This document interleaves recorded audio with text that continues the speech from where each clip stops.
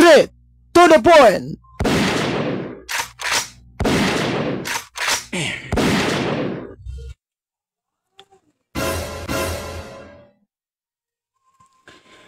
Magandang gabi po sa ating lahat. Welcome po sa ating palatuntunan ang Straight to the Point. Muli po makakasama to yung lingkod Brad Eugene Gapo, Defensor Katoliko.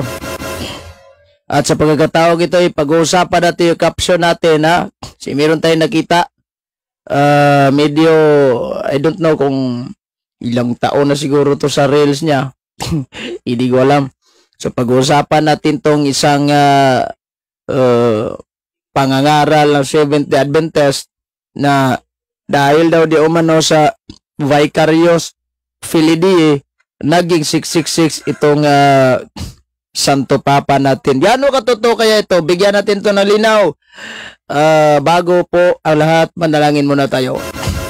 In nomine Patris et Filii et Spiritus Sancti. Amen. Ave Maria, gratia plena, Dominus tecum. Benedicta tu in mulieribus et benedictus fructus ventris tui, Iesus. Sancta Maria Mater Dei, ora pro nobis peccatoribus, nunc et in hora mortis nostre. Amen. Gloria Patri, Filii et Spiritus Sancti, sic ut erat in principio et nunc et semper in saecula saeculorum. Amen. In nomine Patris et Filii et Spiritus Sancti. Amen. Straight to the point.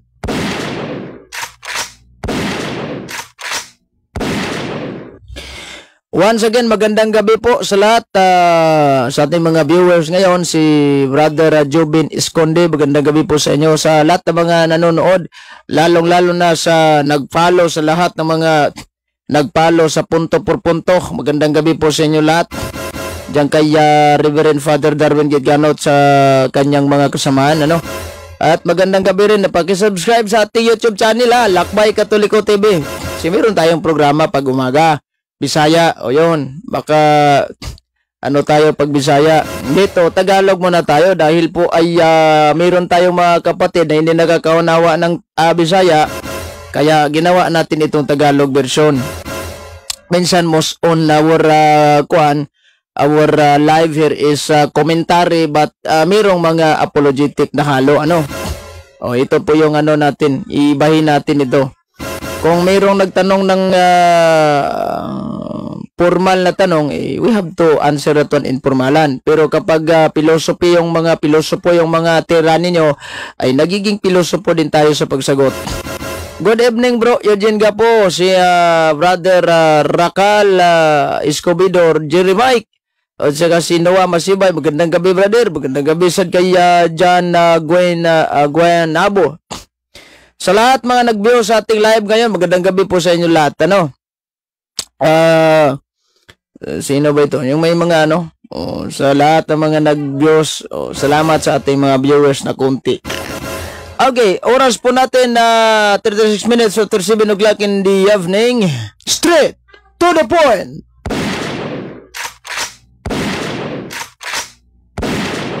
Bonom Eve kay Brother Anton Palma Sapal Junior. Nagdindol habang nag-live si Bro Stalwart. Ganun? Di ko alam Ngayon. Baka siguro sa sa Jinsan. Yan, medyo malapit sa yan, Pag may mga lindol o may mga earthquake, sila yung laging natatamaan minsan. Kasi mostly po kasi sa sa pag-earthquake yung pag-uusapan, yung Davao, malapit lang yan sa Jinsan, magkapit-bahay lang kumbaga ika nga. So dyan mostly tumatama yung mga lindol, kaya nga si Mr. Kibuloy. Nawawala na ba yung yung sinabi niyang magiging stop na daw di umano yung Oy! Ano ba naman ito? Bago lang natapos ba? Mabuti na lang hindi masyado malakas yung lindol, kasi kapag malakas yung density ng lindol. Alam nyo kasi po, pag lindol, hindi po yan man-made calamities. That is natural calamities po. Walang kahit anong scientist na makapag-predict kung kailan maglindol o kipag bagyo. Kasi mapipredict ng pag-asa yan through satellite. Kaya nga makikita doon sa mapa, saka sa satellite kung gaano siya kalakas at kung kailan siya papasok sa Pilipinas. how many kilometers per hours yung biyahe niya, per minutes yung biyahe niya, yung takbo ng bagyo. Kung tatama ba sa Pilipinas o hindi. Kung magiging bagyo ba yung pagdating sa Pilipinas o matutunaw lang. Yaong kasing mga tinatawag na earthquake, that is natural calamities. Ang delikado po sa earthquake kasi kapag malakas yung density sa lindol, posible yung mga malalaking gusali kapag hindi lang ito patutumbahin o wawasakin, lalamunin pa po ito sa ilalim ng lupa. Yan po yung mga malalakas na tendency ng lindol. Kapag lindol na konti lang, yung kumbaga ika nga nagsindi ka lang ng ilaw, nawawala na kaagad, ha? Ibang klaseng lindol yan. Ibang klaseng lindol.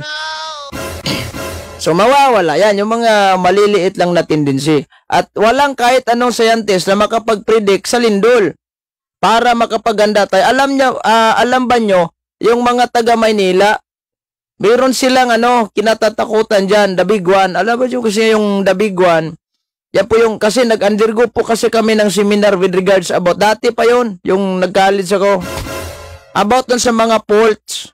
Pinakita sa amin doon mapa na Pilipinas kung saan galing itong port, saan may port. Dito sa amin sa Labason, meron kaming island na tinatawag namin na Bayangan. Bali, dalawa yan, maliit. Yung Baliodyon tsaka yung Bayangan, nagiging sikat yan dahil dinadayo ng turista. Meron kasing dyan mga almost siguro half hours yung biyahe pagbangka.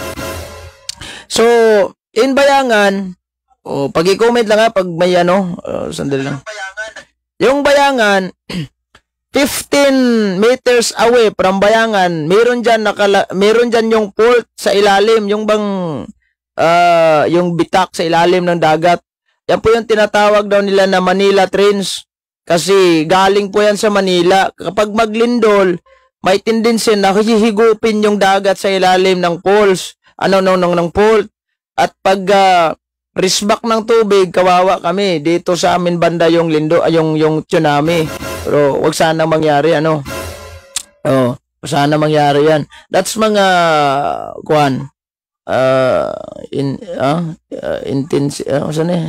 intensity.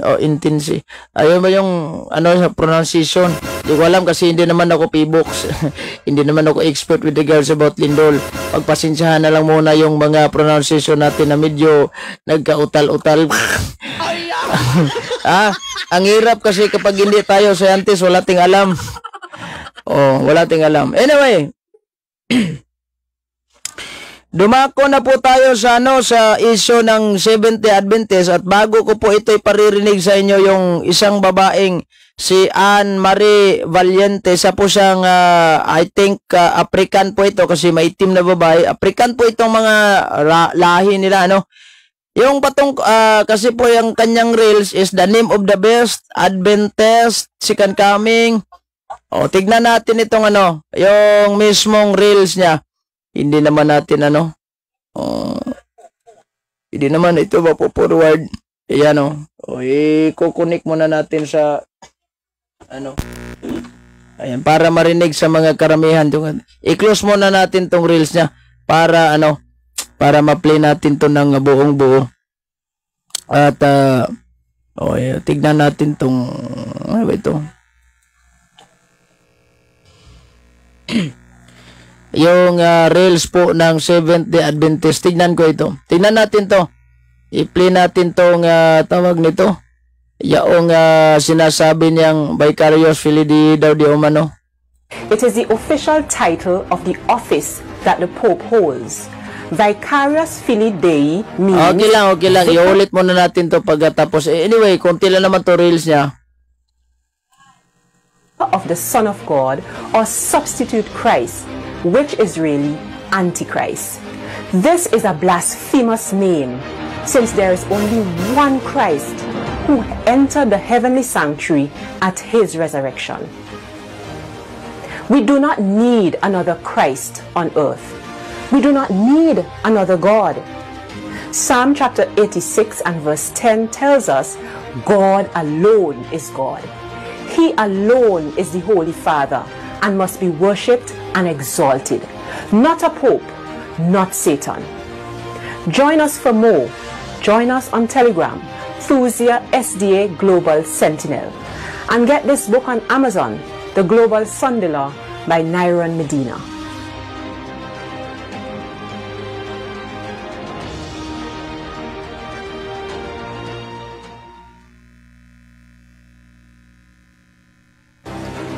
The name of the papal beast is Vicarius Filii Dei in Latin. It is the official title of the office that the Pope holds. Vicarius Filii Dei means Vicar of the Son of God or Substitute Christ, which is really Antichrist. This is a blasphemous name, since there is only one Christ who entered the heavenly sanctuary at his resurrection. We do not need another Christ on earth. We do not need another God. Psalm chapter 86 and Ayan. Kaya po yung nagawang payag ng isang Seventh-day Adventist, I don't know. Kung saan niya napulot itong mga explanation niya. Kaya nga sinabi ko sa inyo, tayong mga Katoliko, mag-aaral tayo.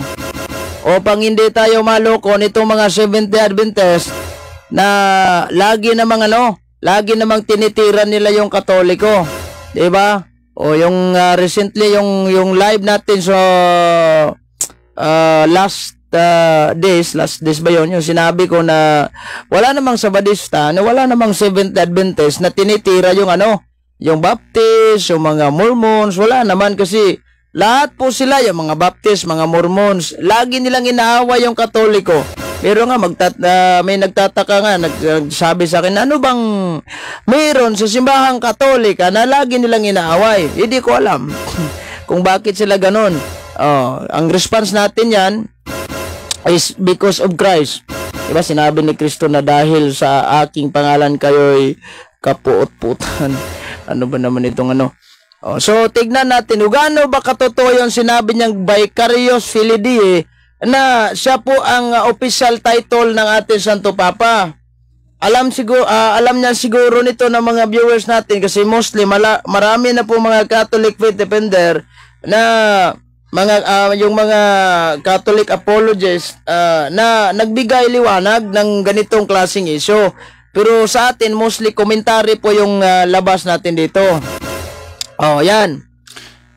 Yun, kapag hindi tayo nag-aral sa ating pananampalatayang Katolika, tayo po'y maluluko. Hindi po original title at hindi po yan official title na Santo Papa ang Vicarius Filii Dei. Saan galing yan? Dan, tignan mo sa sa Wikipedia, ha? Alangan naman kasi yan sa Wikipedia. O naka-monitor tayo sa kaya nga, marami tayong mga libro rito. In terms of online reference, meron tayong harap-harapang laptop. Hindi naman tayo kagaya ng ibang sikta. Nagbasa ng libro, wala namang ipinakita. Tayo po is, kaya ngayon sinabi ko sa inyo, ayaw kong gumagamit ng librong hindi ko hawak. Baka naman kasi yung iba, manghihingi. Saan ba yung libro? Wala tayong papakita. Wala. So, ayaw natin dito ng plastika na talagang So, gaano ba katotoo ang Vicarius Filii Dei? Base po yan sa Wikipedia. That is for donation of Emperor Constantino. So, kanino ba tayo maniniwala? Sa mga Seventh-day Adventist? Panis na yan dahil po yung isang kanilang theologian na pinaaral nila sa Roma, sa Vatican, doon niya nalaman na yung Filii Dei pala, yung Vicarius Filii Dei is not an official title of the Pope. Yung mga tiara na Santo Papa na kanilang ginagawang 666, mali. Kaya nga, yung thesis niya, nagbigay siya ng payag doon na mali talaga yung kanilang interpretation with regards about 666. Now, meron tayong hawak kaya Fundamentals of the Catholic Dogma. Tignan natin to. Kung ano ba nakasaad sa Fundamentals of the Catholic Dogma. Itong sa pahina, tignan natin to.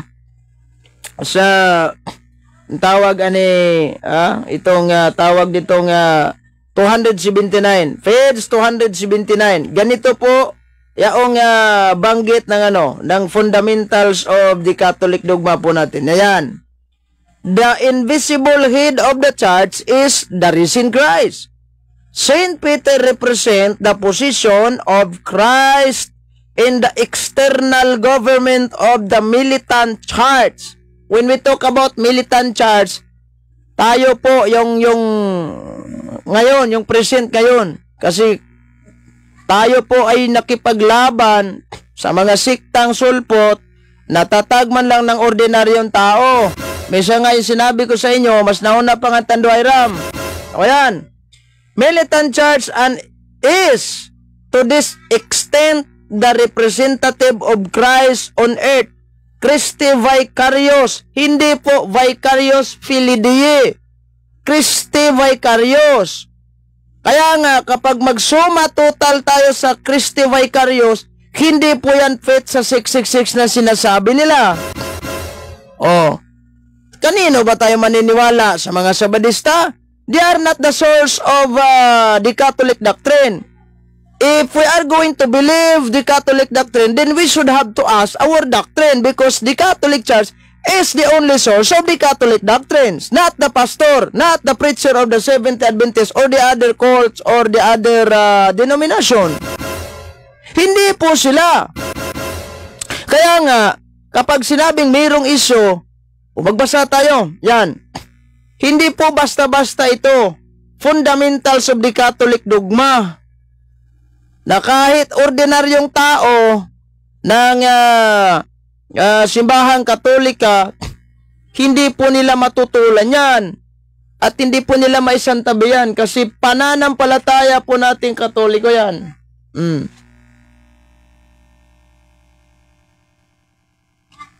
Yeah. So dapat alam ng mga Seventh Adventist yan. Vicarious filii Dei. Ngayon, sino ba itong yung katupara? Kung tignan natin yung tignan natin yung Biblia. Ako meron akong hawak na Biblia. Hindi lang kasi kapag magbigay tayo ng komentaryo regarding about that kind of issues, mostly kasi hindi tayo gumagamit ng mga Bibliang Katoliko. Kasi baka sabihin ng mga ibang sekta, normal yan. Pabor sa inyo del Katoliko po yan. So mostly gumagamit tayo ng mga Protestant translation. Kaya nga sa likod ko, mayroon tayong almost 80 plus, I think, kung hindi ko nagkakamali, 80 plus translations of the Bible hawak natin ngayon. Dahil kapag manghingi ng letra por letra ito mga kapatid natin kulang ng kaalaman, meron tayong maipakita. Sa Katoliko, walang problema yan. Dahil kapag basahan mo lang ng isang sitas, ayos na yan, sasaludo na yan sa atin. Ito kasi mga nagsusulputan, gusto talagang letra por letra ay makikita sa Biblia. Anong nangyari sa inyo? Straight to the point.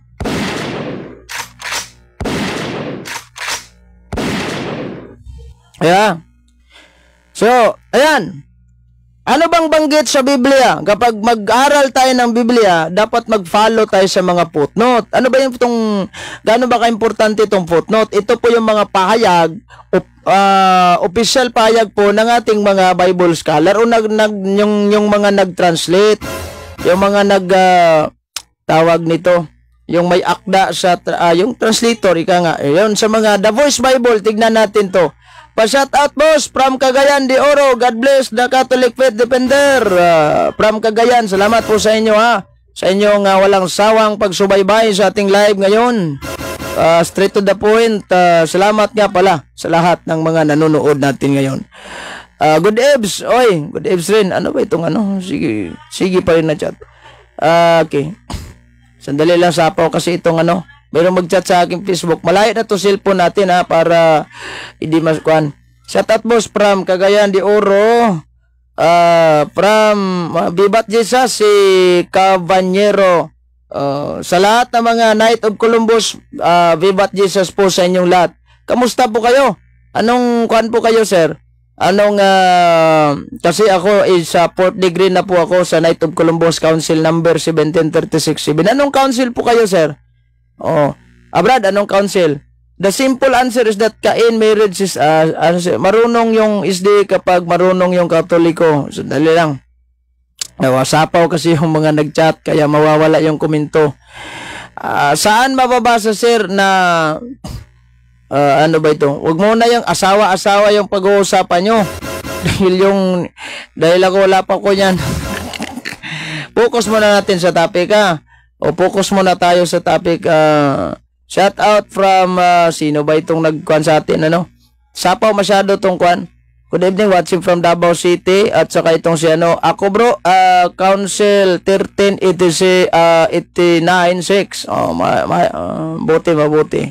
Ayos yan. Ayos na bro, kay Tagalog para maraming matrigger na Team Dragon. Lagi naman lang silang natitrigger kung ano-ano na nga binabato nila sa Katoliko. Wala namang katotohanan. Kumbaga ka nga, nangingiso lang sila ng mga salita na wala namang resibo. Ibang usapan na yan. So, tignan natin tong kwan. Yung footnote mismo ng Revelation chapter 13 verse 18. Ayan o. Sa The Voice Bible, hindi po ito Katolikong translation. Baka sabihin, meron naman sa footnote Katoliko. Meron nga sa Sinjerong komentary na hawak natin ngayon. Kaso lang hindi ko lang babasahin. Baka sabihin ng mga ibang sektar, normal yan kasi Biblia nyo yan eh. Komentaryo yan, inyo, libro nyo yan. Bias kasi, iba ganon. So, gagamit tayo ng mga non-Catholic reference. Ayan o. The number 666 stand in contrast to the perfection of the lamp and the spirit. Because this number is the number of a person. Readers have tried to pin down the identity of this person throughout history. In John's day, the name and title Nero Caesar was a likely candidate for the best because Nero persecuted and executed believers, demanding obedience and even worship. Kaya nga, sa kapanahonan ni Nero, kapag hindi ka sumasamba kay Nero, patayng bata ka. Alam nyo ba kung bakit maraming mga Kristiyanong pinapatay sa kapanahonan ng mga persecution? Dahil yung mga emperor dati, they are demanding for themselves sa kanila mismong sarili na sila po'y dapat sambahin. Dapat talagang paniniwalaan yung Diyos nila na pinaniwalaan nila. Yung mga Greek mythology. Magbasa ka ng libro ng Greek mythology. Maraming mga goddess doon. Mga Greek god sa mga sa mga Roman. Alam ba ninyo, mas marami pa nga yung Roman god kaysa Egyptian god. Marami pa yan. So, batay po yan sa Biblia, Hindi po si Pope. Hindi Santo Papa, si Nero po. Yung pinipoint out po, ni San Juan, kasi si San Juan yung yung author sa Revelation, San Juan the Evangelist, hindi yung San Juan na Bautista, Yung mismong nagbinyag kay Kristo, hindi si Saint John Evangelison yung nagbinyag. Okay na ba tong hindi ba tayo putol-putol? Pasudla si Gerald Magunda, bro. Paki-mention. Bro, layo naman kayong sino ba ito? Si Ngoho. Sino ba itong Glenn Ngoho? Gusto mo bang pumasok? Pasok ka lang. Good evening, si J. Mantilla. So, batay po yan sa Biblia na binasa natin. Hindi po batay sa sarili lang nating interpretasyon. Si Nero po. So, ngayon, kung tignan natin itong senaryo ng Biblia, or magbasa tayo ng English translation, the New King James Version, na may logo pong Seventh-day Adventist. Tignan nyo po, o yan. O ito, may logo ng Seventh Adventist. Kapag Adventista yung mag-issue nito, gagamit ng mga translation na may logo ng Seventh Adventist. Tatlo po, mayroon ako dito. Yung ang Biblia Bisaya, tsaka itong New King James Version at tsaka yung International Version na Bibliang may logo din ng Seventh-day Adventist. O yan, ipapakita ko sa inyo ito. Yung sinabi kong New International Version na may logo po nila. Yan o. Colored pa nga yung logo nila dito. O yan. tignan natin ito. Ano bang sinabi sa New King James Version? Siguro kahit mga grade 1 na section marang, alam nito. Siguro kahit mga grade 1 na section tambis, alam mag-uunawa sa Biblia. Alam nila kung paano uunawain yung Biblia. Yan lang kasi nang hirap sa inyo eh. Hindi nyo masyadong inunawa itong Biblia dahil po itong pag-uunawa nyo sa Biblia, yan po yung tinatawag sa mga Bible scholar na accommodated sense. You know what is accommodated sense means? Oh, yung ikaw yung gumawa sa doktrina mo, the Bible was influenced your doctrine, not the doctrine was influenced the Bible. Oh, ini-influensya mo yung Biblia. Hindi yung Biblia na influensya sa doktrina mo. Yan po yung accommodated sense. At saka itong sinasabi nilang vicarious fidei, this is what we call fiction. When we talk about fiction, it only exists in the mind but not in reality. Parang abstract ika nga. Oh. 'Di ba? Kasi pag sinabi natin fiction, hindi malayo, walang katotohanan. Congrats, member ka na ng punto por punto. Salamat po sa inyong panonood, si Brother Walt sa Briones. Di ba? Sige na lang na bro, normal na usig ang mga iro. Ano lang yung mga yung mga comment na Bisaya, sa pasintabi muna tayo dyan. Dito muna tayo sa sa Tagalog translation. Alam ba nyo kung bakit? Marami tayong mga kapatid na hindi bro, mapasok ka, kisa maning sino ba itong yung sinabihan mo na pasok? Kasi meron tayong mga kapatid na hindi nakakaunawa ng Bisaya, kaya magtagalog tayo. O ito, basahin natin to. Revelation chapter 13 verse 18. He is wisdom. Here is wisdom. Wisdom nga. Oh, let him who has understanding calculate the number of the beast, for it is the number of a man. Number of a man. Anong number ito? His number is 666. Ako bro, pasok ako. Sige, pasok ka lang. Oh, sandali lang kasi malayo na to cellphone natin. At ayaw na nating Sige. So, number, tignan natin ulit kayo itong Biblia. Ayan number of a man, tao po. At saka alam nyo, kahit nga siguro mangmang na hindi man lang marunong mag-log out sa Facebook, alam kung ano yung tao. Tao ba yung tiara ng ng Santo Papa? Tao ba yung vicarious fidei? Na mali naman yung sinabi niyong official titulo.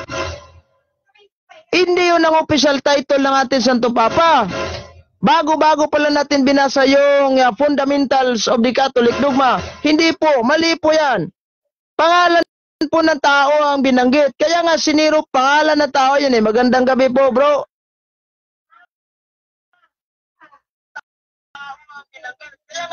Bro, magandang gabi bro. Nawawala tuloy itong signal siguro, problema mo yung signal. Kasi magkuhan ka ulit yung signal mo dapat para hindi tayo putol-putol.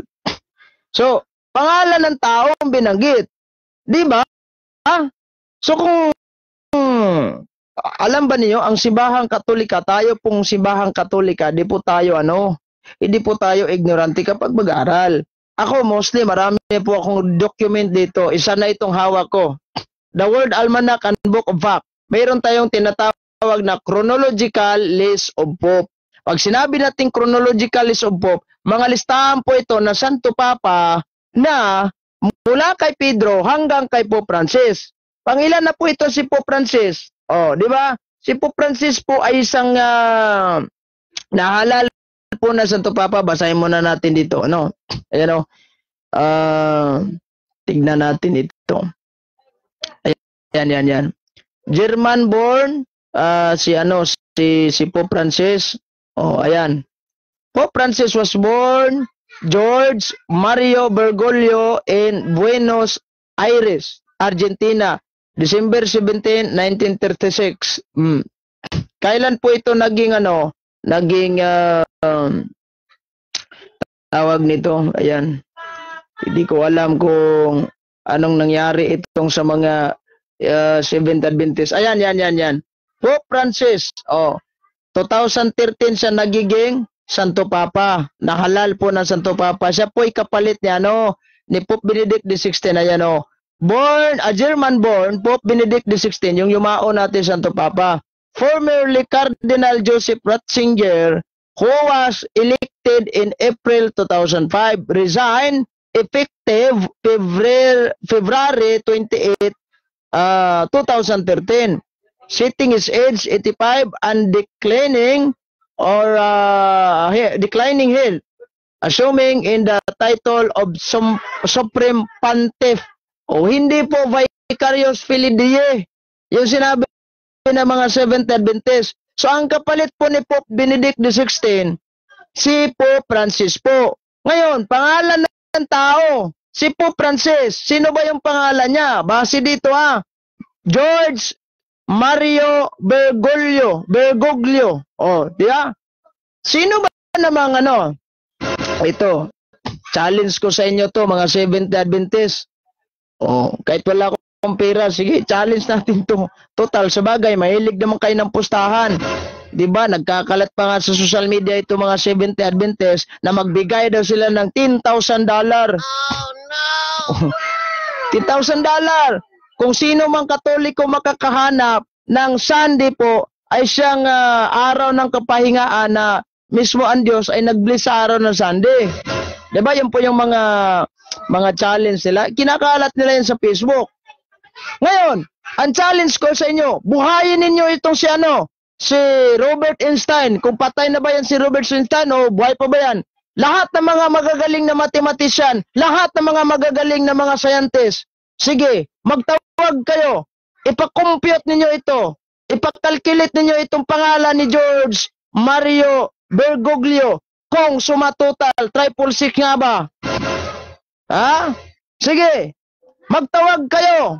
Challenge ko yan sa inyo. Pangalan ng tao binanggit sa Biblia. Ang ginagawa ninyo, istawag nito, ginawa niyong pangalan ng tao ang tiara ng Santo Papa. Mali yun. Ipapasok natin to si sino ba ito? Si Gerald Bagunda. Ito po ba'y kasapi ng Seventh Adventist? Sige. Sino ba ito? Ipapasok natin to si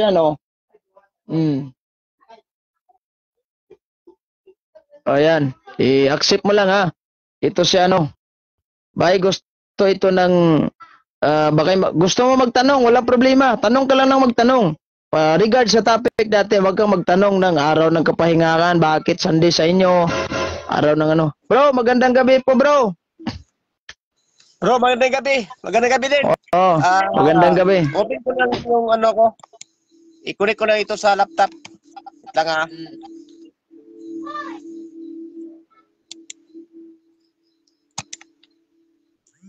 I-add natin itong si, ano ba ito? Bro, kapasok ka ba si... sige, kumakain pa daw siya. Iba yung term dragon, magbasa na referensya, bro. Haka-haka, tumutumo. Walang librong pinakita. Yan nga, nagtataka ako dun sa may pumasok na 7th Adventist.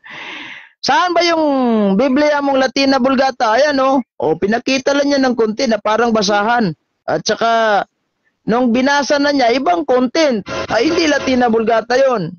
Sige. Ano ba yung bro? Ano yung maisir mo patungkol itong issue na 7th Adventist na ito pong itong tiara na Santo Papa, ginawa na nilang pangalan ng Santo Papa para magiging faith day umano sa 666. Oh no! Hello bro, hello bro. Hello. Naririnig mo ba ako? Ibalik mo yun bro, ibalik mo yung tanong bro. Ano bang masasabi mo tungkol sa mga ngaral ng Adventista? Itong isang babae na nakita ko sa reels niya na ang Vicarious Filii sa po 666 at yan po yung mismong katuparan sa sinabi sa Revelation chapter 13 verse 18 na may tatlong sais. Ano ba ito? Bro, nakita ko yun sa sa reels mo kanina bro. Yung migra. Yung migra. Yan. Migra, oo. Hindi yan na patunay, hindi yan totoo yung sinasabi niya kasi yung nasa Revelation hindi naman nakabase yan sa maraming tao, hindi nakabase lang sa isang tao. So, kasi bro, yung mga kuan bro, yung mga ibang mga theologian po ng Seventh Adventist, hindi na nila ginagamit yung vicarious filidae dahil alam nilang mali yun. Iwan ko nga ba itong mga SDA sa Pinas, ay laging yan po nila ginagang alas nila sa mga Katolikong walang alam. Oh no! Ayan na nga bro eh. Doon sa ibang bansa, hindi na ginagamit dahil alam nilang mali. Pero dito sa Pilipinas, ginagamit pa rin nila yon kasi yan ang isa sa kanilang mga strategy. Para marami silang mga Katolikong maluloko. Maraming mga tao na mga hindi kanilang membro ay kanilang maluloko. O lalo na sa ating Katoliko. So yung sinasabi nila na yung revelation, yung nakabase sa tatlong number, yung tinatawag na 666.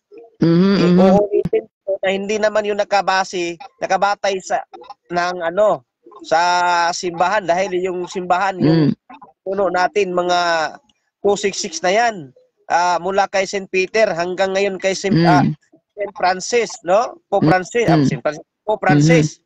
So kung yung batayan nila ay pangalan sa simbahan, ituro nila kung sino.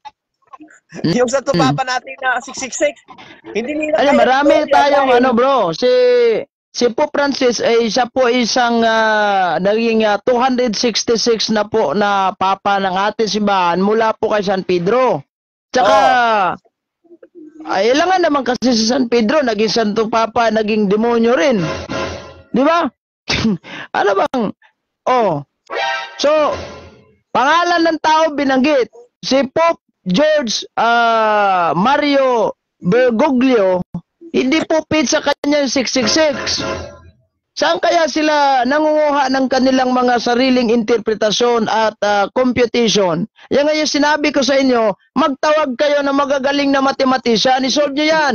Ito si Ellen Goldwhite daw, nagiging 666 na rin ba? Nagiging 666 na yan. Kaya mamaya, i-calculate natin yung pangalan niya. Sige bro, patuloy ka.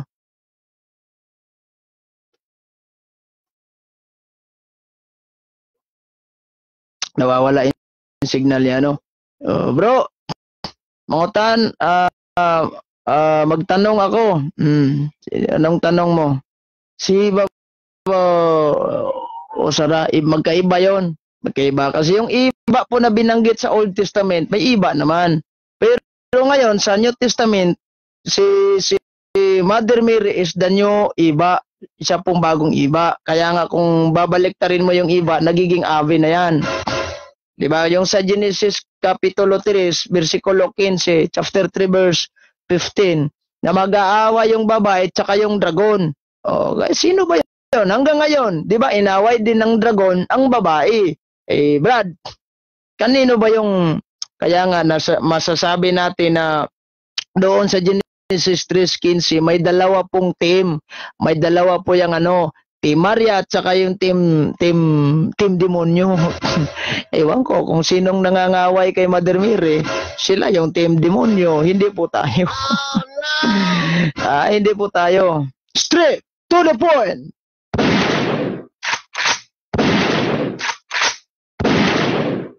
Ngayon, balikan natin tong issue. Itong binanggit po sa Biblia, galing po yan sa pangalan ng tao. So, si San Pedro, di ba, yung original name niya, ginawang Pedro, si Kristo mismo. Ibig sabihin nun, rock. Pero hindi nga lang siya mas mataas kay Kristo kasi si Kristo yung pinakapuno talaga, So, mula kay San Pedro, namatay ito si San Pedro dahil pinako po ito ni Nero. Dahil alam mo naman si Nero, ayaw ni Nero ng mga Kristiyano. Alam ba nyo sa kasaysayan, mas brutal. Mahina yung signal niya. Sige. Itong si Nero, mas brutal po siya na emperor dati. Meron ako, naalala ko yung nagiging seminaryo ko dati. Yung schedule ko, by schedule po kasi kami sa mga vacant hour. So maglinis ka ng library. Doon ako sa library naglinis. Ang laki pala ng library ng seminaryan sa seminaryo sa Corieso de Polog 2015. Merong mga libro na hindi naman masyadong makapal. I think ganito kalaki ganito kalaki. By volume 'yon. Yung isa kinuha ako na lang kasi nakadikit na po siya sa mga kinain na po ng anay. Anay ba yun sa sa English o sa Tagalog o yung mga So, nabasa ko doon, si Nero ay nagbigti sa kanyang sarili. May isang sundalo pumasok sa loob ng kwarto niya kasi yung mga tao ay nalilito na si Nero dahil ang mga tao talaga hindi na alam ni Nero kung anong dapat yun dahil ayun ang yung mga tao ayun ang sa kanya, hindi na siya gusto. So parang nalilito na talaga siya ika nga sa Visayan term, aburido na yung ulo niya. Nagiging aburido. So kaya nga, yung pumasok yung sundalo niya, nakitang may dalang kutselyo ay nagbigti na lang siya. Kaya wala na siyang choice. Yan, si Nero. At faith po si Nero, faith siya po yung sa tukma po sa Revelation 3:18. Kasi yung pangalan niya, kapag sumatotal natin ito sa tinatawag nating Hebrew translation, ilalabas na may 666. At siya po yung, di ba, kung atras natin dun sa may mga tattoo po. O, di ba? Di ba binanggit? Hindi naman sa Papa binanggit noon. Tsaka pangalawa, prophetic book po yan.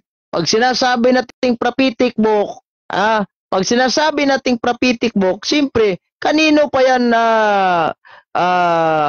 ibang taong hinuhulaan? Kapag bumabase tayo sa founder ng Seventh-day Adventist, with all your respect po sa inyo, kapag yung Katoliko po yung binanata nyo, ako yung kaharap nyo. Itong si Juan, iwan ko ba kung si Jeffrey rin yan, kung gusto na ba niyang, hindi ko pala na-click yung ang tawag nito, yaong proposal namin na magkaroon ng debate topic Eucharist. Ayaw niya kasi ng Tagalog. I don't know. Ellen Goldwhite. Di ba ito yung pangalan ng founder ng Seventh-day Adventist Church? Ellen Goldwhite. Anong sinasabi sa pag kinocompute natin ito sa Roman numerals, kasi linaw talaga na sinasabi sa sa King James Version na may logong Sabadista. Ayan babasahin natin to ulit. Yan. Ito ayan. Here is wisdom. Let him who has understanding calculate the number for the best, for it is of the best, for it is the number of a man. His number is 666. Di ba kapag sinasabi natin na ang tawag nito, itong number of a man, siyempre batay tayo sa numero ng tao. Makabatay tayo sa numero ng tao. At alalahanin nyo na ang tinatawag nito, ang nature po sa isang diablo, kasi ang binabatayan dyan is diablo Hahanapin muna natin itong Tagalog translation sa Biblia. Ayan. Ang nature po niyan, magandang balita, Biblia ang binasa natin na ang nature po ng diablo, nasa Pahayag 3:6. Ano po binanggit dito? Yan, malinaw. Nilapastangan nga niya ang Diyos, ang pangalan ng Diyos, ang tahanan ng Diyos, at ang lahat ng nakatira doon. Ngayon, kapag Santo Papa po ang may katuparan sa 666, ang may siyang tawag nito sa Tagalog, nagiging sintro or nagiging siya nga, yung 666, sino ba kay Santo Papang ginagawang nilapastangan yung langit? Yan yung nature niya. Ayan. Nilapastangan niya ang Diyos. At lahat, wala namang Santo Papang siyang nagiging nilapastangan niya yung Diyos. Lahat ng mga nakatira sa Diyos, wala. Sino ito? Di Seventh Adventist ang nagiging, siyang naglapastangan ng Diyos. Dahil unang-una, in the first place, kung hindi nyo alam, itong translation ng Bisaya sa ang Biblia po na Seventh Adventist, ang ginamit po nila dito instead of Yahweh is Jehovah. Maling-mali na pangalan ng Diyos Ama. Hindi ba yung pagiging lapastang blasphemy po yan siguro, yung ibahin mo yung pangalan ng Diyos. Kaya nga nasabi ko doon sa may isang Seventh Adventist, si Bulawan, pumasok siya sa live ko. At sinabi ko sa kanya, kayo po ba ay sumunod sa 10 utos? Sabi niya, yes, sumunod ako sa 10 utos. Unang utos, first commandments, wag kang magkaroon ng ibang Diyos, liban sa akin. Totoo, sinunod mo ba ito? Sinunod. Yan po yung sabi niya, sinunod ko yan. Sige, sinunod mo. Itong translation na Bisayan, translation, yan ang Biblia. Ito po ba ay tunay na pangalan ng Diyos? Itong term Jehovah na ginamit nyo? Sabi niya, hindi po yan tunay. Pwede ibang Diyos yan, nilapastangan nyo sa pag-iba ng pangalan niya. Di ba, kayo yung, ang tawag nito, kayo yung pinaka tamang-tama talaga doon sa Biblia. Ngayon, dito tayo, pangalan ng tao sinabi sa Biblia, name of a man. Ito, Eileen Goldwhite. Sumatotal natin yan. Ang ipo sa Roman numerals, wala po, zero balance yan. Walang walang, ang tawag nito, walang value yan sa Roman numerals. Nag-aaral naman tayo ng mga ganon dahil education graduate po tayo. Kaya nga yung mga Seventh Adventist, in terms of grammatically, hindi po ako ignorante noon. Yung ginamit nila na Malakias 2:8 di nasabi nila, ay lahat na pala ng yung mga pari nyo, tarantado pala lumabas po sa katotohanan yan, Malakias 2:8. Hindi lang nila alam yung grammatically speaking. Kaya nga, in terms of grammatically speaking, hindi nyo po ako maluloko. Anong gusto nyo, grammar? Meron akong grammar dito. Pinakasimple grammar yan. Pinag-aralan namin yan.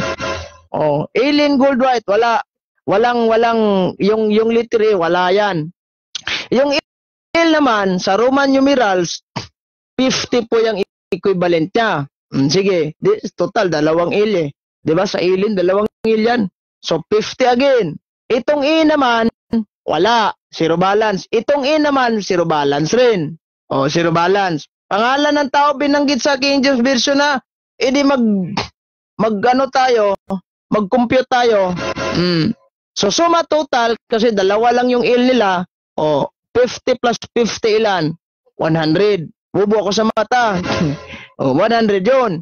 Sige, meron na tayong 100. Next, sumatotal na rin natin yung yung middle name. Isa naman yung sa surname niya, yun po yung surname ng asawa niyang si Joseph, si James White. Kasi mag-asawa po ito si Joseph Bates, kasama nila sa founder yun. Kaya ngayon binanggit sa kanilang libro na Seventh Adventist Belief, one of the founder of the Seventh Adventist Church, kasi po 4 po yung founders nila, yung nagtayo. Isa sa mga nagtatag ng Iglesia Adventista si Eileen Goldwhite. Sino ba ito kasama nila? Kahit nga si Google alam, Joseph Bates, itong si J.N. Andrews, itong si James White, at saka itong si Eileen Goldwhite. Sa 4 po na binanggit ni Google at sa mga ibang source, malinaw, walang Hesukristo po. Walang Hesukristong binanggit doon. Straight to the point. Pangalan ng tao. Dito tayo sa kanyang middle name, Gold. Nagiging middle name na rin ito. Gold. Kasi ang tunay talaga ng pangalan nitong si Eileen Goldwhite is Eileen Harmon Gold. Kung hindi ko nagkakamali, Harmon, yung Harmon niya, pangalan pala ng papa, apelyido pala ng papa niya. Bakit Gold yung dinala niya? Nakapagtataka, So, sa Goldwhite, ito tayo sa Gold. G, wala yan. Sa Roman numeral, zero balance yan. Sa O naman, zero balance sa Roman numerals, walang kwenta yan. Pag V naman, sa Roman numerals, nagiging 5 yan. Yung equivalent yan is 5. Sa L naman, 50. Sa D naman, sa Roman numerals, ang equivalent nun is 500. So, suma total, 5 plus 50 plus 500. Ilan lahat? Mag-calculate kayo. 555. Oh. So, meron na tayong 100 plus 555. Okay. Itong white naman, yung apelyido ng asawa niya, isuma total na rin natin ito. Yung V naman, dalawang V kasi yan. Kasi kapag yung W, pwede natin yung maihiwalay. Yeah, pwede natin maihiwalay in terms of computation. Kaya nga, pag sinabi nating Roman numerals, dalawa na yan, magiging dalawa na yan. 5 at saka 5. So, dalawa V, di ba? O ganun. Pwede nating ihiwala yan. So, ang H, zero balance, wala yan. Ang I naman, siyempre, uno. Ang T naman, zero balance. Ang E, wala. So, suma total, meron tayong nakuhang 11. 5 plus 5 plus 1 equals 11. Ngayon, 100 plus 555. Oh, para mas maklaro, wala akong calculator. Sige, mag-search tayo ng calculator sa Google. Calculator. Ayan o. 100. Tignan natin ito. 100 plus 555 plus 11 equals 666 po yung lumabas. Tumpak sa Biblia na pangalan ng tao yung sinabi. Diba? Tumpak po sa Biblia ang pangalan ng tao yung sinabi. Si Ellen Goldwhite. Kasi po prophetic book po yan ni San Juan. Ngayon, ano ba yung characters? Yung tinatawag natin dito. Yung characters po ng Diablo na binanggit ni San Juan. Di ba nilapastangan, hindi naniniwala sa mga nasa langit. Sino ba yung hindi maniniwala? Sila. Kahit nga santo, nagwawasak ng mga imahe. Parang nasisiraan na kayo ng bait. Anong banggit sa kanilang libro? Ang dakong away, tali sa maayo og dautan, ang malaking away po. Ng mabubuti at masasama. Tinagalog ko na lang dahil po mayroon tayong mga viewers na Tagalog. Bisaya po ito.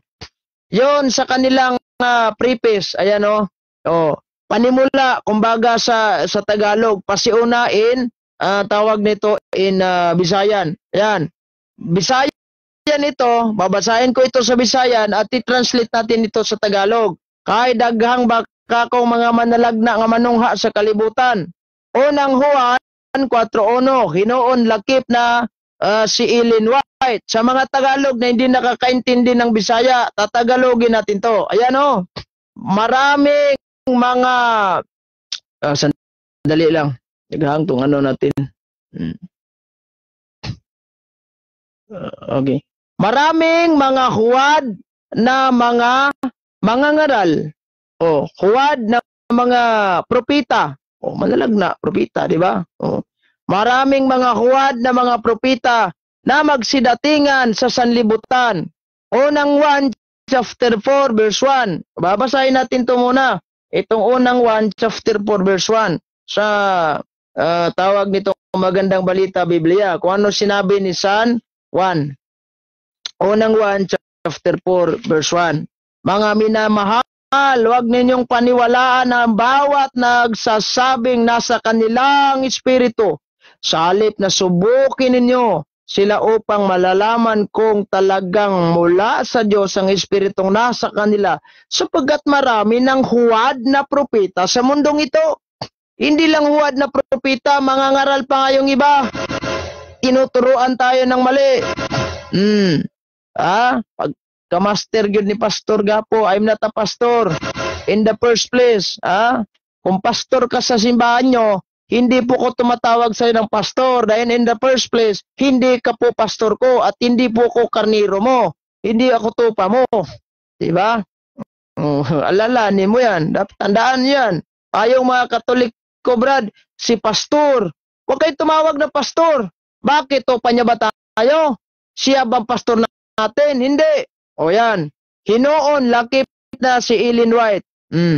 Kasali na itong si Ellen White. Aba. Oh, no! Hindi ka ba kayo nagtataka nito? Kawawa naman. Hindi po ko may sabi, akda nyo, libro nyo ito eh. Dapat kasi kayo maniniwala ka sa mga libro nyo. Alam ba nyo, payo ko lang sa iyo mga Seventh Adventist, magbasa kayo ng sarili nyong libro. Huwag na lang kayo nang magbasa ng librong Katoliko. Sa bagay, di naman kayo maniniwala nun. Magbasa kayo ng sarili nyong libro. Dahil sa pagbabasa nyo ng sarili nyong libro, diyan yung maunawaan yung mga katotohanan. Kaya alam nyo ba kung bakit nagsialisan na yung mga Seventh Adventist sa inyo? Dahil mali yung aral nyo.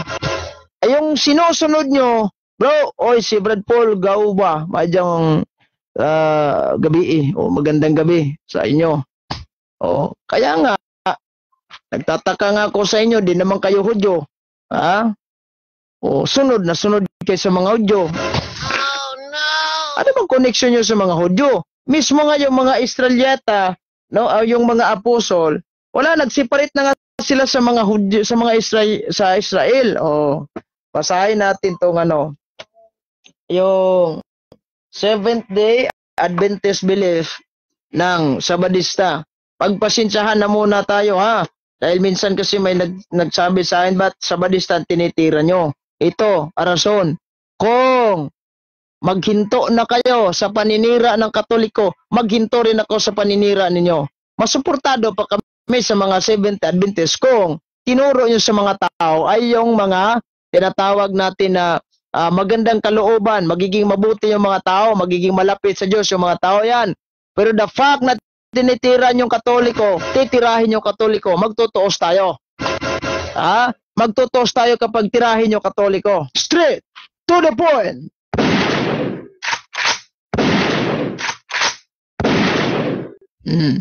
Tignan natin ito. Yung kanilang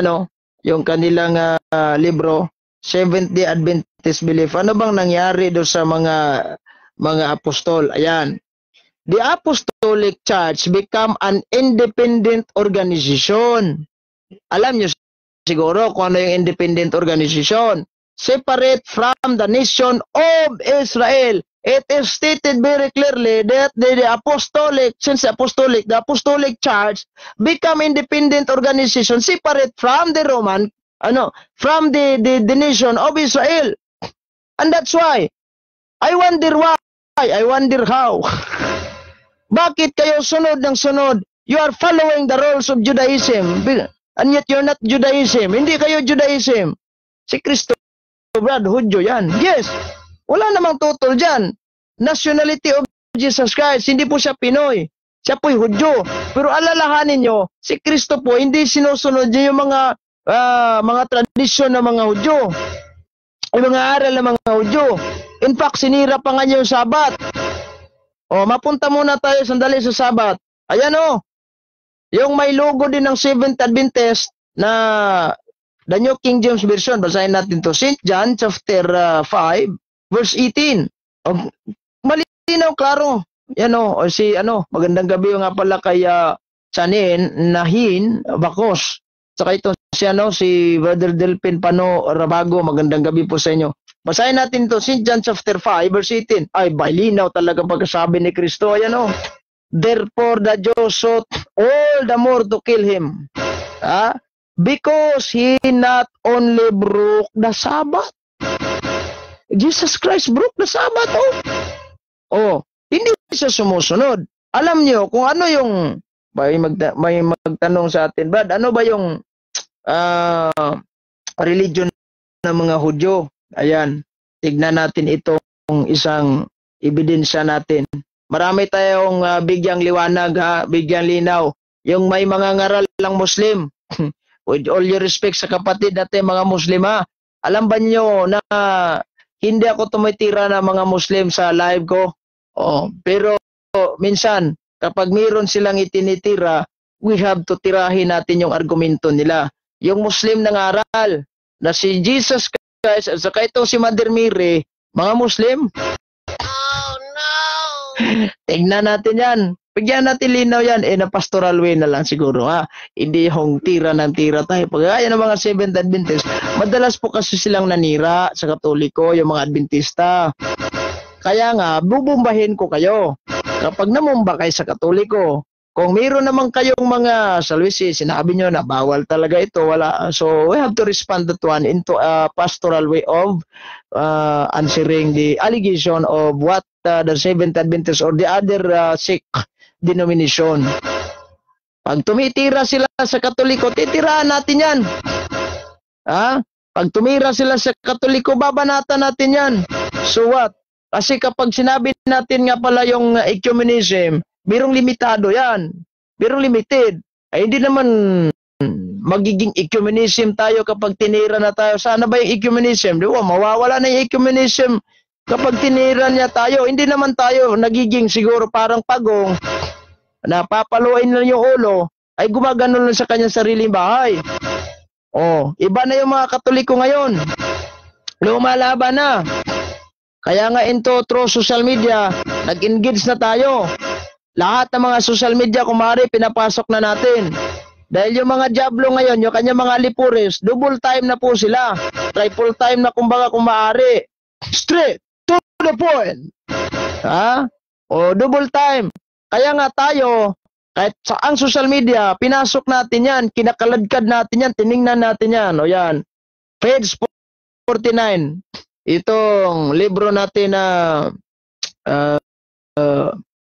Introduction to World Religious and Belief System. Judaism is an ancient monotheistic religion that traced its origin as an organized belief system during the Bronze Age in West Asia. The religion of the Jewish people.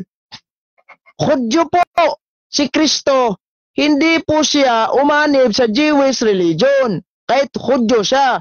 Dahil alam niya na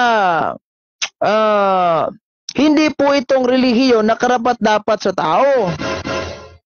Alam ba ninyo ang rason bakit inaway si Kristo sa mga Hudyo? Balak siyang patayin, pinatay nga. Dahil hindi nagustuhan ng mga Hudyo si Kristo at lalong-lalo na kanyang mga doctrine. Dahil kapag si Kristo po'y umanib sa relihiyong Hudyo, ang pananampalataya po kasi ng relihiyong Hudyo, iba po sa kay Kristo. So hindi magkakaintindihan. Kaya nga si Kristo, dahil love, siya po yung founder Love, God is love, di ba? Nagtayo siya ng sariling simbahan ni Kristo. Kasi katuparan sa hula ni Propeta Daniel, di ba? 2:44. But in the days of the kingdom, the God of heaven will set up the kingdom that shall never be destroyed. Kahit ngayon authorization, hindi po maagaw nino man tao. Di ba? So, Jewish people, ang simbahan na itinayo ng ating Panginoong Jesucristo, hindi po nakabatay sa racial. Rasa ba? Kung ba ika nga, hindi po nakabase. Kasi kapag binabatayan nyo ang salwisi racial, kawawa tayong Pinoy. Dahil hindi tayo kasali sa kaligtasan. Dahil Pinoy tayo, di tayo mga Hudyo. So since yung simbahan niya is ecclesiastical, kaya nga sinabi ko sa inyo, kahit ano parasa mo, kahit Japan ka pa, kahit Hapon ka pa, kahit Pinoy ka pa, kahit Amerikano ka pa, kahit Inche ka pa, kung ano-ano pa tribo mo, kapag ikaw po you are belong to the organization, belong to the fellowship of Christ, then you are kasali ka sa kaligtasan. Di ba? So yan. Si Kristo, wala naman tayong question nun So ito, habang nag-scroll tayo doon sa Facebook natin, may babaeng nangaral. Saan nyo kaya napulot itong Vicarious Filidae? Inaral nyo ba? Alam nyo, panis niyo yung pandar nyo.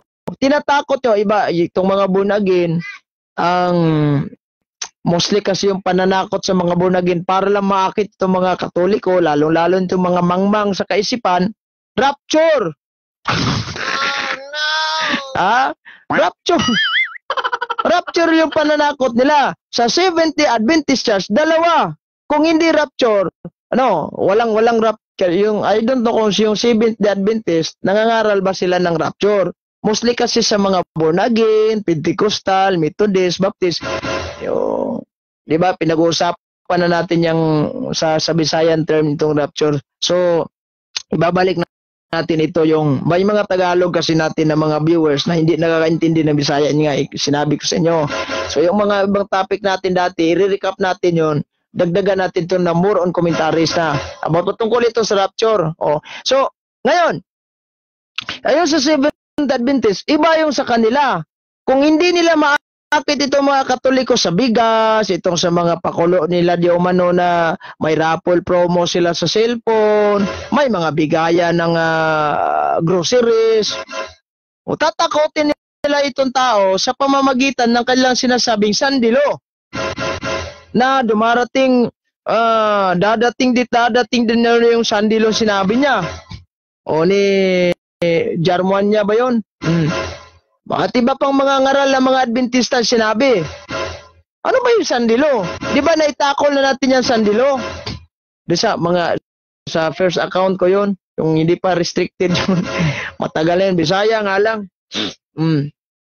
So, pag hindi sandilo, ito, Mark of the Beast, Santo Papa nyo, 666. At alam ba ninyo kung anong ginagawa nila sa Santo Papa? Kung kayo po'y updated sa mga social media, nagkakalat ng mga fake news. Oh, no. Anong fake news, Brad? Fake news, yung tawag nito, yung kumukuha sila ng mga picture ng Santo Papa at nilagyan nila ng sungay. Yan po yung mga edited. Hindi naman halata. Dahil yung ginagamit nilang editor, hindi CapCut. Hindi CapCut yung editor. Adobe Photoshop yan. Kung hindi man lang Adobe Photoshop, yung pisap.com at saka yung mga ibang mga editor. Pero sure ako, Pisap. At yung Pisap kasi nakatry ako sa Pisap, hindi naman siya gaanong perfect. Yung Adobe Photoshop, grabe yung Adobe Photoshop. Kahit nga yung tao na kulang yung mata, lagyan ng edit, parang may mata na rin. Professional editor siguro yung gumawa ng may Santo Papa na nagkamayan do sa Diablo. 'Di ba? Yung mga na-trending sa social media. Halimbawa, ito, ID po ito ng Poses of Love. Nag-scroll ang isang Katoliko sa halimbawa na may mga Katoliko naman na kulang talaga na ang kaalaman na ultimo nga sa Facebook, hindi nga marunong mag-logout, hindi nga marunong mag-setting. Parang ganon-ganon lang sa Facebook, sa timeline, yan, sa wall, ganon. Nakita, picture ng Santo Papa to, nagkamayan ng Diablo, sino kaya nag-post? Halimbawa, yung madalas mag-post nun, yung mga Iglesia ni Cristo, pinagsasawsawan din ng Sabadista. Hindi naman ang originality nun sa pinagsasawsawan na lang ng mga Seventh Adventist yun. Kasi pare-pareho naman kayo, mga fake. Mga fake naman kayo. Yeah. Now, nakita sa Facebook, biruin mo, Santo Papa, kinakawayan yung demon. May iba pa yung edit nila, yung sa Vatican, na may mga ribulto di umano ng mga Diablo doon sa bandang gilid ng bubong. Marami yun. Hindi halata. Dahil Photoshop, Adobe yung ginamit. Adobe Photoshop. So, pag may nakakita, gaano katotoo ito? Gaano katotoo? So, yung nag-post, mag-confirm siya doon sa nag-post. Siyempre, yung nag-post, Katoliko to, nagtanong. Lalasonin natin to. Totoo yan. Bakit alam nyo ba? Nandun ba kayo sa Vatican? Nakita nyo ba? May video ba? Huwag kayong maniniwala. Yun nga yung may Seventh Adventist, nagpalabas pa sila ng video ni Pope Francis na nagsasabi si Pope Francis na mabuti pa nga daw yung Sabadista, tamang-tama yung Sabadista, ang ginawa sa turdi yung pamamahinga nila. Yung pag-translate nila, maling-mali pa. Huwag nyo kami lukuin, lumang pandar na yan. Lumang pandar na yan sa inyo. Kaya nga Brad, yung katuparan, 666 yung Santo Papa nyo, dahil yung picture. Alam niyo kung bakit mahilig itong mga Sabadista mangaral, gamit yung laptop. Dahil nila ipalabas yung mga edited picture nila. Yung Poe Nazareno na nakaganon yung mata. Nakaganon yung dila. Di nyo nakikita yun? Nagpasan pa niya yung cross. Yung mata iba na, ini-edit na nila. Grabe talaga, no? Yung mga ginagawang kabastusan nila sa imahe natin. Yung mga kabastusan na ginawa nila sa ating Santo Papa, sa lahat ng mga santo. Yan na siguro yung katuparan sa hula, yung binanggit na, no, ni sa Revelation, di ba? Chapter 13 verse 6 sa Revelation. At mayroon pa. Binanggit din na ni San Juan. Sa Revelation 13, basahin natin, 7, 13:7. Kasi kapag binasa natin ito sa 6 din, he opened his mouth and blasphemy against God, to blaspheme his name, his tabernacle, and those who dwell in heaven. Tabernacle po, papasukin mo yung Seventh Adventist Church, yung parang sabog na sabog ba? Matino ang isip ko, pero ako'y sabog na. Yung mga sabog na Seventh Adventist. Sige, papapasukin mo yan doon sa katedral, makakita na tabernacle, magwawasak yan. Diba? Nilapastangan, lalong-lalo yung mga nakatira sa langit. Mga santo natin. Anong ginagawa? Sinunog, nagla-live pa sa Facebook. Maling moves kayo eh. Sa 7, malinaw. It was granted to him to make war with the saints and to overcome them, and authority was given him over every tribe and tongue and nation. Make war with the saints. Kaya hanggang ngayon, usig ng usig sa ating mga santo. Diba? Inusig niya lang ating mga santo. Hindi ko nga maintindihan eh. Kung anong klase kayo, mangangaral ba kayo, preacher ba kayo, parang kontrabida siguro ito sa ano. Oh, no! Parang kontrabida. Kung tingnan ninyo, parang sabog talaga, nagwawasak. Kung hindi man lang nagwawasak, nagwawala sa comment section. Pati mga pare natin titirahin. Tignan natin sa susunod na episode natin yan. Kanino ba talaga sumasangguni yung tao? Sa mga pastor ba ng ibang sikta o sa mga pare? At lilinawin natin yung Episo 4:11, madalas gamitin ng mga ibang sikta yun kasi nakabanggit pastor.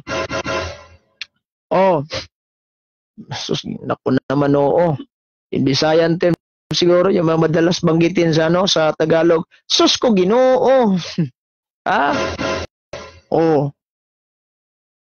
Di ba kayo nagtaka nun? Kaya nga yung sinabi sa mga ngaralan, Seventh Adventist Vicarious Filii Dei, hindi po mali po yan dahil hindi po yan official titulo ng ating Santo Papa.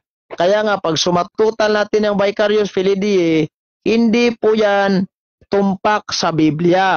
Yung Vicarious Christi naman, kapag tignan natin yan, yung total talaga dun sa Vicarious Christi, 214 lang yan. Tsaka paano nagiging pangalan ng tao itong tiara? Tiara ng ng Santo Papa. Paano naging sinabi pa, wala naman Brad, hindi naman pwede mapalitan ng ating Panginoong Jesucristo. Brad, bakit pinalitan pa nyo ng Santo Papa? Sino ba kay Santo Papa nagsabi na ako ang Diyos? Ako yung kapalit kay Kristo bilang Diyos? Wala naman. Binanggit nga dito sa sa 2 Corinthians chapter 2, chapter 5, verse 20. Sinabi malinaw ang pagkabanggit ni sa translation na Bisayan, kapuli ni Kristo. Dito sa sa Tagalog, tingnan natin ito. Chapter 5, verse 20. Ayan. Kung gayon, mga embahador kami nakahalili kay Kristo na para bang nakikiusap ang Diyos sa pamamagitan namin. Bilang mga kahalili ni Kristo, nakikiusap kami. Sa English translation po, embahador. Embahador. Ang ginamit kong Biblia, tawag nito, translation po ito, ang bagong sanlibutan salin ng banal na kasulatan, ng Jehovah's Witnesses. Ayan, dalawa ito. Tatlo yung English ko doon. Yung translation ng Jehovah's Witnesses. Kaya nga, pag Jehovah yung katunggali ko sa debate, gagamitan ko ng Jehovah's Witnesses sa Biblia. Meron naman tayong translation sa Biblia, marami. Kung gusto siyang naghahanap ng Trinity. O, di ba? Yung sa Seventh Adventist naman, meron tayo. Tatlo ito na may lugong Sabadista. So, paano yan? Nagiging blasphemy ba yung ginagawa ni Kristo? Ano ni San Pablo? Dahil pinalitan niya si Kristo. Ano bang ibig sabihin na kahalili sila ni Kristo sa mga gawain ni Kristo? Sila nagiging kahalili. Sila po yung nag-continue kasi si Kristo nasa langit na. Kaya nga, in the evil sense, in the first place, ang inutusan po ni Kristo, hindi po si Ellen Goldwhite. Ang inutusan ni Kristo po, yung mga apostolis. Sino ba ito mga apostolis? Mga pari, hindi po mga pastor ito. Diba? Sumalinaw. Ngayon, kung titignan natin yung senaryo sa Biblia, walang mababasa, Brad. Ayaw naming maniwala. O bakit pinaniwalaan nyo si Ellen Goldwhite? At wala namang nakalagay sa Revelation chapter 13, verse 18, na yan po yung vicarious filii. Kapag, yun nga, sasakyan natin yung granting without admitting for the sake of the argument, saan bang yung ebidensya ninyo? Can you cite an evidence? Do you have an evidence? I don't know. Siguro, tapos na siguro itong Pasko. Lagi kayong isyo ng isyo sa simbahang Katolika. Diba? Ito namang si ito ba yung katunggali ko ng debate? Noong Holy Eucharist yung topic namin. Kawawa naman. Gumagamit pa siya ng translation ni Jimmy Swaggart. Natural, normal sasabihin ni Jimmy Swaggart yung Holy Eucharist na tinatawag nito, symbolical. Dahil in the first place, hindi po siya naniniwala na yan po ay tunay na laman ng ating Panginoong Jesucristo. Ako naman oo. Kayo, kahit ano na yung mga klaseng paandar ninyo, kahit ano, Daniel City 25, hindi po yan papa. Naka-refer po yan sa imperyo ng Roma. Ayon po yan sa ating mga komentaryo sa Biblia. Kasi kapag Santo Papa po yung halimbawa, i-grant natin, paano yan? Binanggit sa Daniel City 25, nagpaplano pa lang. Nagpaplano na ibahin niya or change. Sa simbahang Katoliko, wala na. Nag-change na po kami, hindi po plano. Halimbawa, yung kalendaryo, hindi naman tayo hindi naman tayo mga Hudyo para mag-follow sa kanilang counting sa kanilang oras. Kaya nga, sunset to sunset yun sa mga Hudyo. Sa atin, iba, 24 hours talaga. Kapag umabot na tayo sa alas 12 ng hating gabi, saka na tayo anong araw ngayon? Sa Wednesday.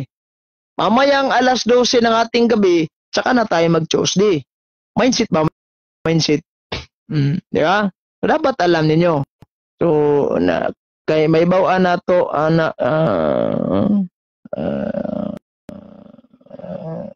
papel presensya ng Diyos ang makipag salita sa matag puso sa mani. Taas ang komento mo. Hindi man yan tanong kwan video parang siguro nagbigay ka ng payag. Bro, pag Pasko na dapat hindi sila tatanggap ng 30 months pay. Iwan ko nga ba itong 13 months pay, ito po siyempre kapag ayaw maniniwala ng Pasko, di wag na lang.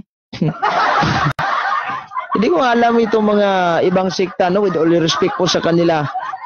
Hindi naniniwala ng Pasko, pero nakikisali naman ng Christmas party sa Purok. Sa Purok. Ano nangyari sa inyo? Hebrews kasi si Kristo anak ng Diyos, Pangulong Pare. Yes, tama yon sa Hebrews chapter 3 verse 1. Hebrews chapter 4 verse 14 to 15. Pangulong Pare po siya. Punong pari mismo. Normal, yung kanya mga alagad, pari rin. Ay ito, may tanong, Brad, yung pari inyong Katoliko, saan ba yan nabilong? Daw kay Kristo. Oo, kayo, wala kayong pare, di problema na yun.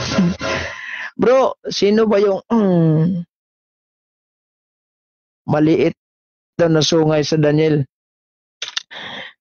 Yung wala namang binagit sa Santo Papa doon na maliit na sungay. O magbasa tayo ng mga komentaryo, mabubukasan pa tayo doon, di ko na ano. Nasa ano yan, sa tawag nito, sa St. Jerome Commentary. O nasa ilalim yung book natin, mabubukasan pa tayo. Oras sa 53 minutes after 11 o'clock in the evening. Straight to the point.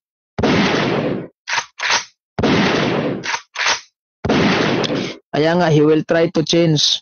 Sa simbahang Katolik ka, nag-change na tayo. Diyan, try pa lang. Nagbabalak pa lang, yung ba ganun? So, hindi po yan referado sa ano. Shout out muna natin itong si ano. Sino ba itong mga viewers natin dito? Magandang gabi sa inyo, si John Christian Iragsolis. Magandang gabi po sa inyo lahat. Si Santiago Toledo. Saras Butik. Si ano to? Itong si Saras Butikyo. O sa may ano bang correct pronunciation? Itong si, by the way, pag-usapan, babanggitin muna natin ito sandali.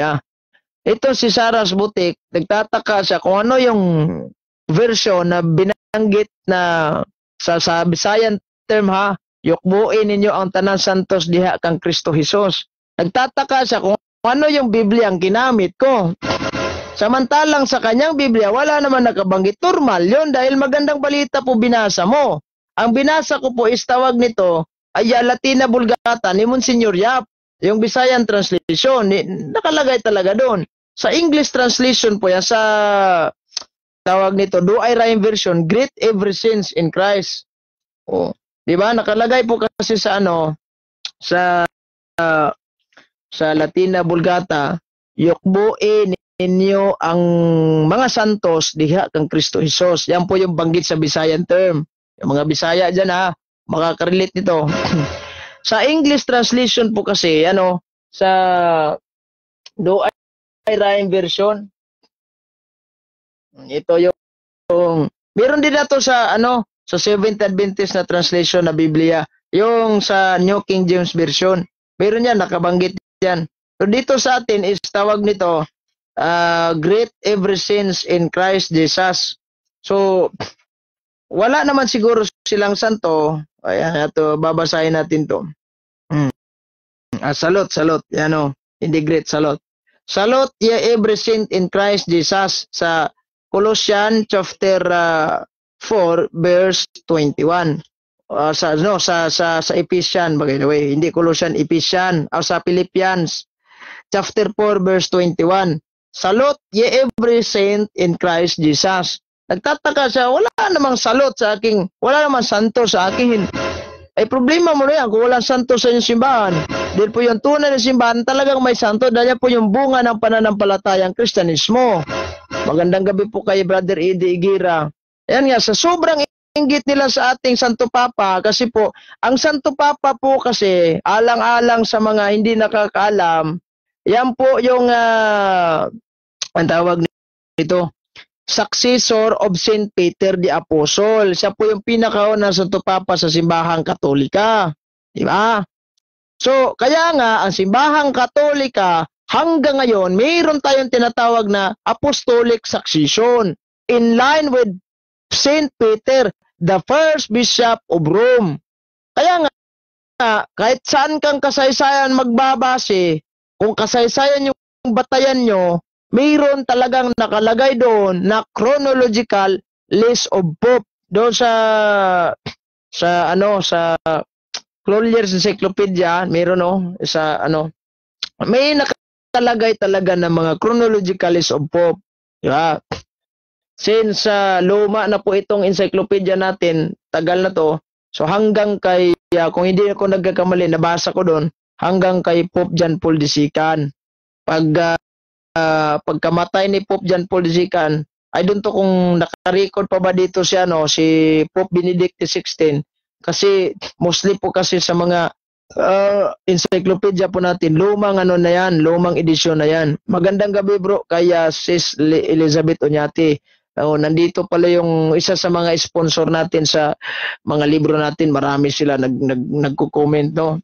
So mga lumang edisyon, siyempre may mga chronological list of Pope na hanggang kay Pope John Paul Disikan lang. Bagay magtaka kayo na bakit hindi nasali si Pope Francis at saka si Pope Benedict dito. Kasi may mga lumang edisyon. Ito, may The World Almanac and Book of Fact na 2016 edition. Ito po sa akin 2020 edition. That is why, kompleto po ito. Mayroon na nakaakibat dito. Nakalagay na po yung pangalan ni Pope Francis. Si Pope Francis po isa po sa mga present po natin ngayon. So sila po yung mga successor of Saint Peter. Kasi kapag sinabi natin dito sa kasaysayan, Roman Catholics considered Peter the Apostle to have been the first bishop of Rome and the first in line of Pope extending to the present. Kaya nga sa chronological list of Pope, makikita natin dito na nauna talaga ito si San Pedro. Tsaka itong si Pope Linus, pangatlo itong si Anacletus, Saint Anacletus, si Saint Clement, si Saint Evaristos, hanggang kay Pope Francis. So ngayon, sumatotal, ito bagay binanggit sa Biblia, si Pope Peter, si Pope Linus, si Pope Anacletus, si Pope Clement, si Pope Evaristos, si Pope Alexander IX, si Pope Sixtus IX. Mabubukasan pa tayo magbasa ng kadami-daming pangalan ng Santo Papa. Yun nga yung hamon ko sa mga Seventh-day Adventist. Kung totoo yung allegation ninyo, if your allegation is true, then magtawag kayo ng mga magagarang mga tao, yung mga mathematician. O tawagin yung mga yung summa cum laude nyo. I-compute nila ito. They have to calculate this. Kung ito mga pangalan na binanggit, tumpak pa sa Biblia ang 666, kung may tumpak man isa, kanino kaya yon? Sige, maghanap kayo. Kasi ito si Pope Landos. Si Pope Landos, i-calculate nyo. Kung 666 ba ito? Si Pope Leo XIX. Wala ni mismong pinakamatalino, pinakamarunong na mathematician na may compute nila itong pangalan na Santo Papa natin. Wala. Di ba? So, that is their only imagination. Yung imagination, sad naman. Uy, imagination lang po nila yon. Sariling kuro-kuro, sariling haka-haka. Kumbaga, ibig sabihin, pag sariling kuro-kuro, haka-haka, wala pong katotohanan yan. Kapag walang katotohanan yan, itsapuira natin yan. Mismo nga yung simbahang Katolika, kahit pa sinabi, itong private revelation, di ba? Ang banggit po sa ating Catechism of the Catholic Church, mismo private revelation na yan. Hindi po basta-basta yung private revelation. May ibang mga santo nga, pinakitaan ni Jesus Christ. Iba, yung mga ganun. Yung iba, mayroong nangyaring aparasyon ni Mother Mary, private revelation na hindi na-approve ng simbahan. According po yan sa ating, according to the Catechism of the Catholic Church. However, they do not belong to the depository of faith. Hindi po yan belong sa depository of faith. So, kapag yan, how much more yung mga sinabi na mga sabadingding na sinabi nila na ay Santo Papa nyo, galing demonyo yun. Yung pastor nyo, demonyo, Diyos-Diyosan eh. Nakabanggit pa nga sa Biblia, sa sulat ni Zacarias, di ba? Yung pastor ay nagiging Diyos-Diyosan. Oh no! Kawawa naman pala itong mga Seventh Adventist. Sa lahat ng mga nanonood alam ko naman na mayroong mga nasasaktan na taste na lang kayo. Dahil in the first place, nasa simbahan naman kayong tatag ng tao. Problema nyo na yan. Oras 9 o'clock na sa gabing ito. O 2 minutes after 9 o'clock in the evening. Straight to the point.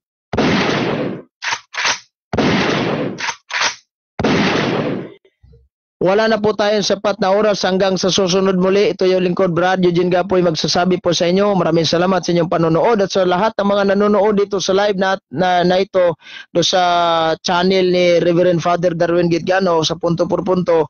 Maraming salamat po sa inyo at kamusta po kayo? Sana'y mag-subscribe kayo sa aking YouTube channel ha. Lakbay Katoliko TV. At hindi kasi ipopost din natin to sa ating channel. Ay meron naman tayong mga viewers doon na gustong manood. So, ayan nga kasi minsan hindi na lang tayo maglagay ng logo doon sa kasi pag maglagay lang ako ng logo Lakbay Katoliko kapag mag-edit ako ng video, meron akong i-upload na sasagutin yung mga paratang. Pag live po kasi i-download ko lang ito at saka i-save ko sa YouTube channel ko para magkalaman naman ng YouTube channel natin na hindi malang umabot ng 1,000 subscriber. Maraming salamat po sa inyong panonood. Hanggang sa susunod muli, ito yung lingkod Brad Eugene Gapoy magsasabi sa inyo. Maraming salamat. God bless. Mag-ingat po kayo lagi. In nomine Patris et Filii et Spiritus Sancti. Amen. Straight to the point.